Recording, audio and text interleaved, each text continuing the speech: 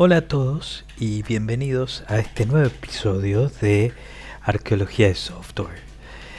Hoy va a ser una entrega algo diferente. Podríamos decir que en vez de arqueología de software, esta podría ser arqueología del mal. ¿Por qué? Porque vamos a revisitar y vamos a reproducir, es decir, a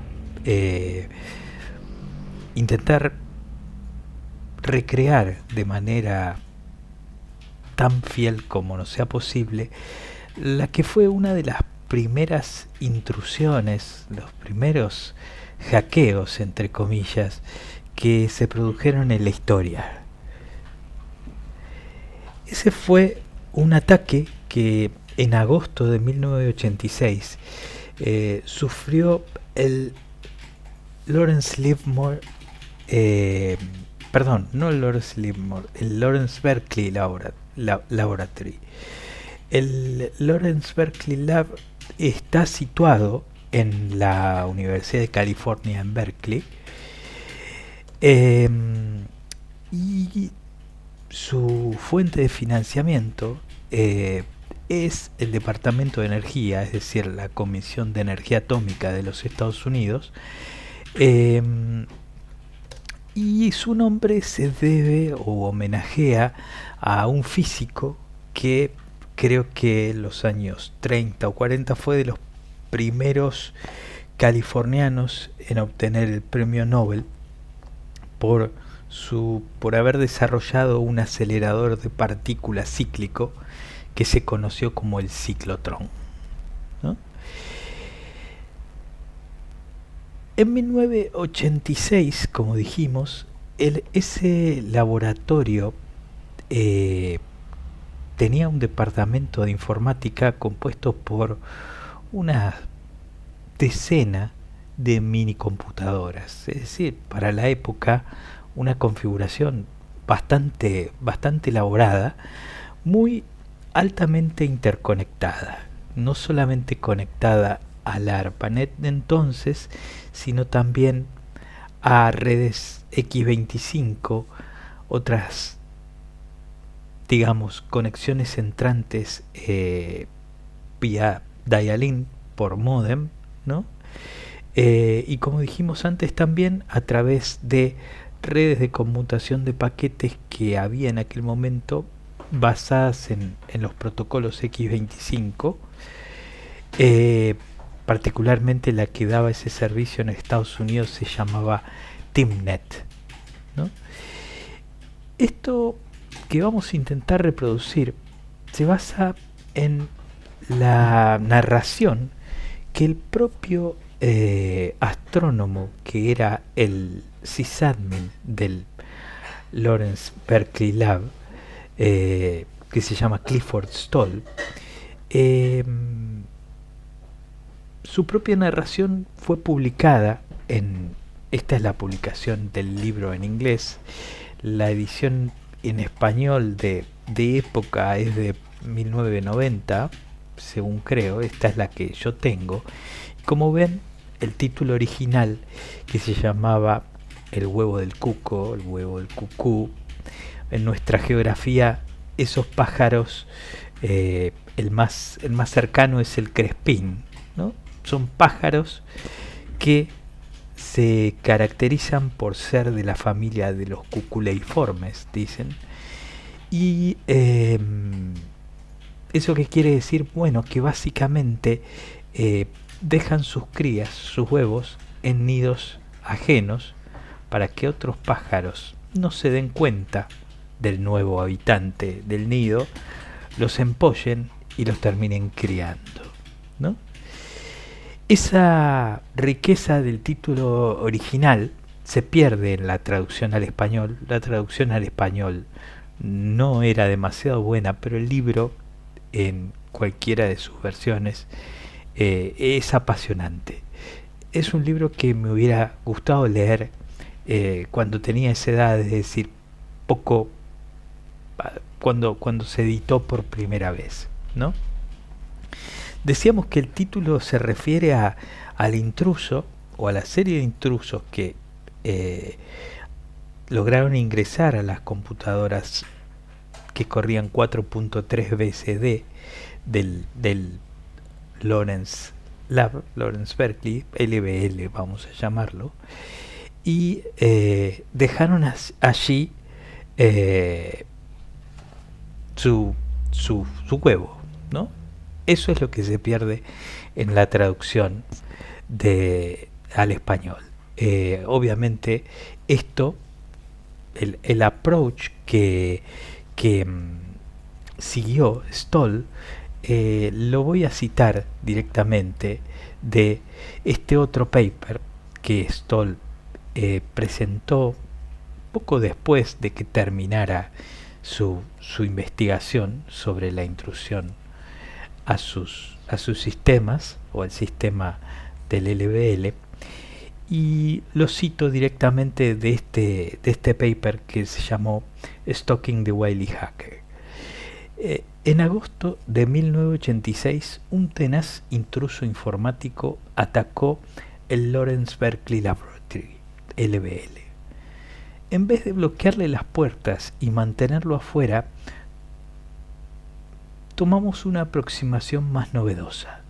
Le permitimos acceder al tiempo que imprimíamos sus actividades e intentábamos rastrearlo. Este rastreo fue mucho más difícil de lo que esperábamos y requirió de casi un año de trabajo y la cooperación de muchas organizaciones. Este artículo cuenta la historia de aquellas intrusiones, el método de rastreo y lo que hemos aprendido durante el proceso. No voy a spoilear la novela, pero tengan en cuenta, para darles una idea, que la editorial española que lo publicaba en la misma colección que libros como los de John le Carré, es decir, libros de novelas de espionaje ficcionales, ¿no? Esto puede ser leído como una novela de espías, pero de no ficción, ¿no? Bueno, sin más, vamos a ir a la consola. Aquí ya estamos corriendo 4.3 BCD. Una sola diferencia muy breve en relación a lo que hemos venido viendo aquí con 4.2 BCD.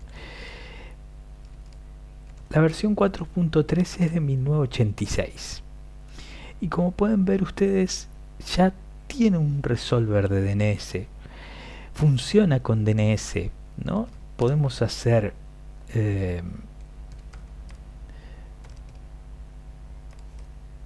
no me acuerdo si era así, podemos resolver nombres de dominio sin ningún problema.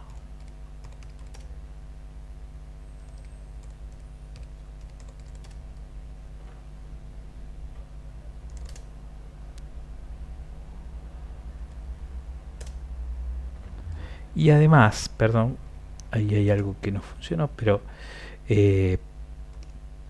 tiene un comando que solo está como root, pero fíjense que ya era ping, ¿no? Lo cual para nosotros que estamos haciendo un viaje a 1986, 88, ya nos pone ante un Unix mucho más actual que 4.2 BSD, ¿no es cierto?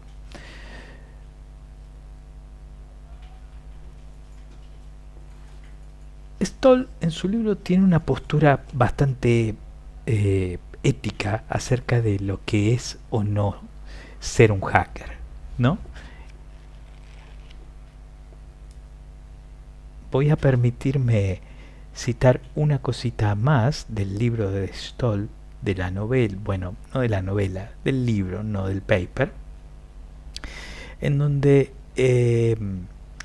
Stoll se pregunta ¿cuál es el término que describe a alguien que irrumpe en los ordenadores? A los antiguos genios del software los enorgullece que los denominen hacker y los ofende que los burladores de la ley se hayan apropiado de ese término. En las redes informáticas, los calificativos que los expertos utilizan para esos golfos de nuestra era electrónica son los de petardos o cyberpunks. La traducción es ultra española. Hay muchas cosas que en otras regiones fuera de ese país resulta difícil imaginarse. En Holanda utilizan un término que para sí me iba a ser imposible pronunciar, pero que significa literalmente trastornar la paz del ordenador. En lo que a mí se refiere, la idea de que algún gamberro irrumpa en mi ordenador me hace pensar en términos de asqueroso, depravado y cerdo. Stoll tenía una postura. Para él, que alguien estuviera ingresando a su sistema era una cuestión de vida o muerte, porque él creía definitivamente que alguien estaba atentando contra la comunidad de científicos que compartían sus trabajos a través no solamente de esa serie de computadoras, sino también con todas las redes a las que estaban conectados, ¿no? Bueno, ¿cómo Stoll descubrió que alguien estaba ingresando a sus servidores? Bueno, se debió porque hubo una pequeña desviación en cuanto a la facturación de los servicios de esas máquinas, ¿no?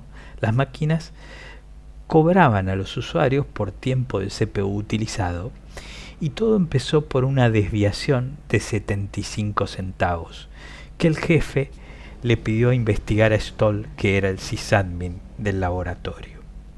A partir de eso, y no voy a spoilear más acerca de la novela, Stoll empieza a investigar, ¿no? Para eso lo que él hizo fue, en la época, en 1986, fue crear lo que hoy diríamos un IDS, un sistema de detección de intrusiones, que en aquel momento podía ser rudimentario. ¿Por qué? Porque todas las conexiones entraban al servidor Unix a través de algunos de las decenas de puertos serie que el servidor tenía. Lo que Stoll hizo fue identificar la PTI a la que se conectaba y conectar en paralelo una impresora. Esa impresora lo que hacía era directamente imprimir cada tecla que el hacker tipeaba, y de esa forma pudo reproducir y documentar todo este trabajo, ¿no? El principal problema fue que el hacker no utilizó su computadora únicamente para robar información, sino que la utilizó como pasarela, como gateway, para poder conectar a un montón de otros servidores militares de la Milnet a la que el laboratorio tenía conexión, ¿no? Esos servidores no tenían información privilegiada, pero bueno, así todo constituía lo que estaba haciendo el hacker un delito, ¿no? Bueno, todo empezó porque los que atacaron el laboratorio se hicieron de la cuenta de un usuario a través de algunas otras redes, BBS, alguien que la compartió, ¿no? De alguna forma se hicieron de una cuenta de usuario no privilegiado, ¿no? Pero después aprovecharon una vulnerabilidad que era más o menos conocida, y de esa forma pudieron escalar privilegios. Eso es lo que vamos a tratar de reproducir. Si yo pusiera lógicamente la IP correcta.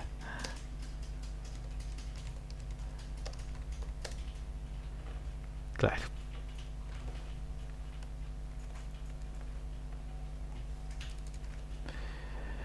Bien. Esta era la cuenta con la que los delincuentes se hicieron, ¿sí? Y hasta ahí estamos en en un usuario que no es para nada privilegiado, ¿no? Ahora, ¿cómo hicieron para escalar privilegios? Bueno, resulta que había este servidor del Lawrence Berkeley Laboratory, tenía instalado el editor de textos Emacs en su versión del proyecto GNU, es decir, el editor que había prácticamente codeado en sí mismo Richard Stallman. Resulta que Emacs incluía una utilidad para entregar correo localmente desde el editor. Emacs hace muchas cosas, quizá muchas más de las que debería, pero esa es su naturaleza, ser un editor extensible. Entonces incluía una utilidad que se llamaba MoveMail. Creo que los que usen Emacs todavía la van a encontrar, solo que por supuesto la versión actual está corregida, ¿no? Y lo que hace MoveMail era mover archivos de mail, teóricamente, de un usuario a otro, desde el inbox, desde el buzón, el archivo buzón de correo, de un usuario, traspasarlo a otro, ¿no? El problema es que para hacer eso habían optado por una opción directa pero riesgosa, que era, fíjense, tener el bit de setUserID. ¿Qué es lo que hace el setUserID? Bueno, lo que hace es que cuando un usuario raso ejecute MoveMail, va a tomar MoveMail el identificador del UserID del dueño de ese archivo. En este caso, root, ¿no? Lo que va a permitir hacer cosas complicadas, ¿no? Entonces, vamos a ver, yo aquí tengo preparado un archivo. ¿Qué es lo que va a hacer? Bueno, va a intentar poner dos entradas en el cron tab.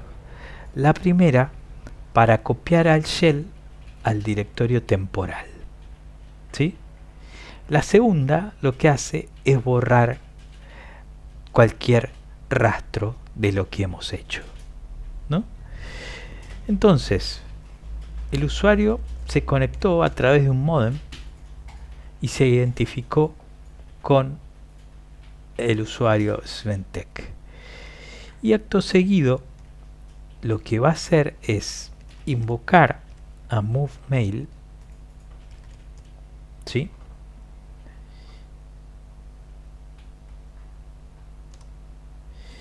Y vamos a intentar copiar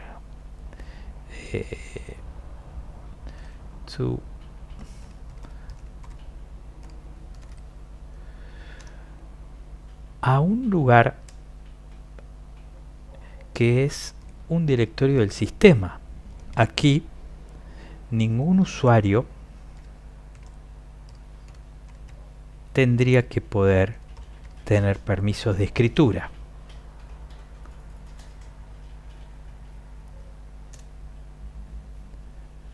Veamos. User lib cron tab. Fíjense, ahí tenemos el cron tab original del sistema, pero también tenemos el cron tab.local, que si ustedes se fijan la hora, es el que el intruso acaba de copiar, ¿sí? Un minuto después de hacer eso, cron tab tendría que ejecutar esto. Fíjense, ahí en el directorio tmp ya existe una copia del Bourne Shell que podemos intentar ejecutar.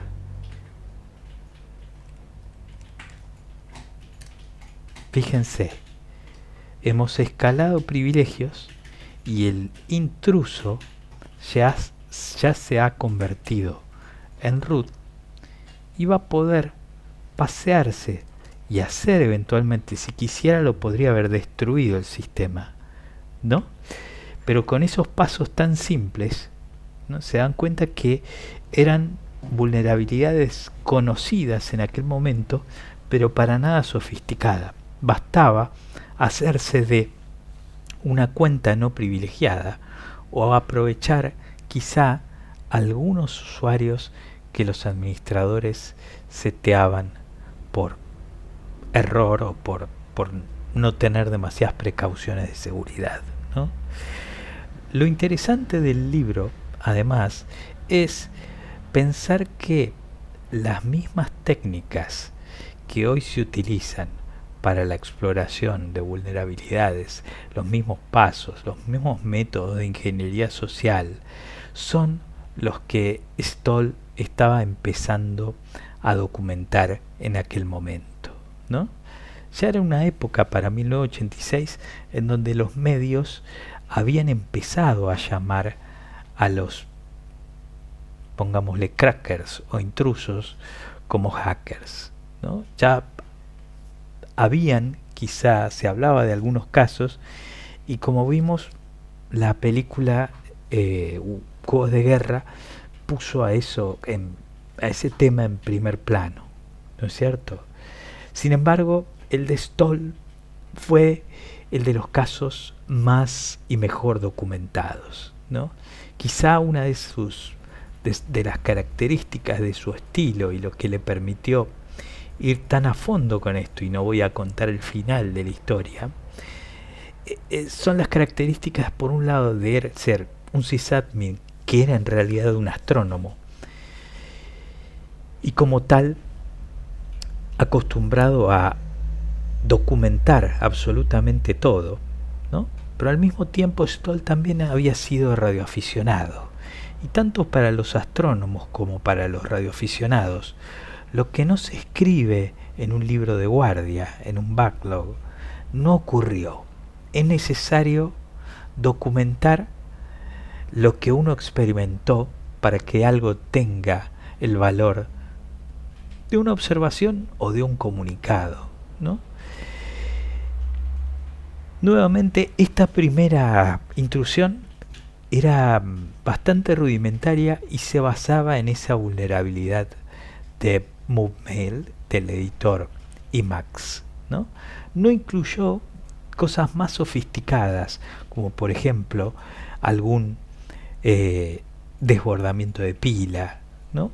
Eso ocurrió 2 años después, y lo vamos a ver muy pronto en otro episodio dedicado a esta arqueología del mal, y que fue el que se conoció como el Morris Worm, el gusano Morris, que fue un experimento, pero que terminó poniendo a la incipiente Internet de rodillas. Se calcula que dejó aproximadamente unos 60.000 servidores fuera de combate por un tiempo hasta que se emparchó, ¿no?